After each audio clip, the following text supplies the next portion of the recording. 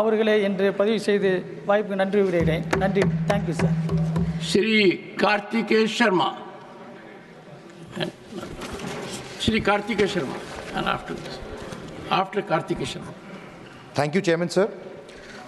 Sir, giving me an opportunity to speak on the historic occasion and a rare privilege.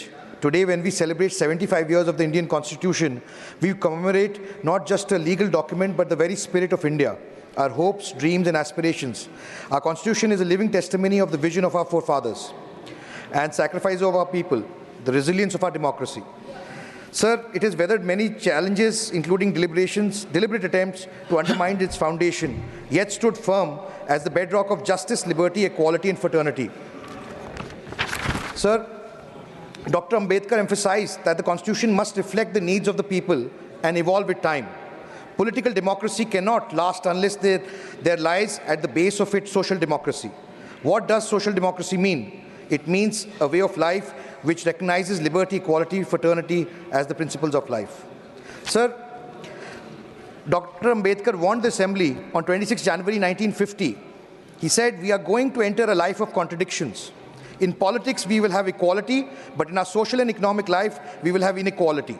How long shall we live this life of contradictions?"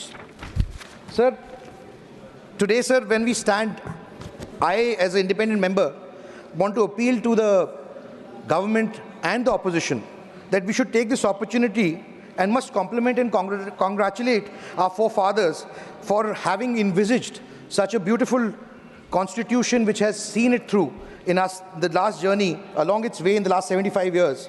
And I'm reminded of a quote by the then Prime Minister of England, who said, "Power will go to the hands of rascals, rogues, and freebooters. Indian leaders will be of low caliber and men of straw."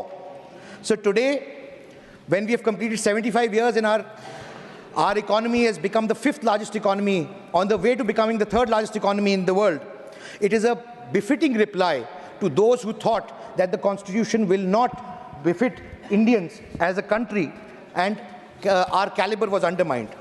So democracy is an evolutionary process. There's no finite point in democracy. We strive towards an optimum form of democracy. And the Constitution is a guiding force for that. And that is what the Constitution has given us.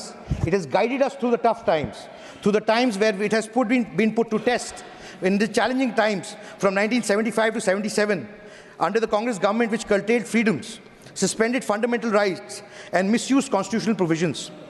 However, the people inspired by Constitution, promise of liberty, did overthrow the authoritarian government in 1977. Sir, there have been umpteen instances. I have very limited time. But, sir, I would just say that the underlying principle of the Constitution has been to protect the vulnerable sections of society, whether they are scheduled tribes, Dalits, or the economically weaker sections, and it goes to the extent that there should be positive discrimination also, if required, and especially in the case of women. I want to thank the government that by bringing the Women's Reservation Bill, they have taken the Constitution provision and positively discriminated against women by making them an integral part of our democratic process. Sir, many opposition members and my friends have spoken about bulldozers. They spoke yesterday, a very senior member. I want to remind them that in 1976, it was the then Congress party which started the culture of bulldozers under the Sanjay Gandhi regime of Turkman Gate. They spoke of one nation, one election. Sir, as if there's some sort of a ploy to destabilize the election process. So for 15 years, from 1952 to 67, including the time when our forefathers had started, that was the norm. Until it only happened that subsequently when the Congress regime decided to change that apple cart. Sir, we've had more than 400 elections since 1952 till now, sir. Out of which 200 elections took place in the decade of 70s and 80s, which was the most unstable political period in our country and costed us very dearly, because this was the time where economically we fell behind countries like China and were not able to come out of it. Sir, thank you for giving me an opportunity to speak on this historic event.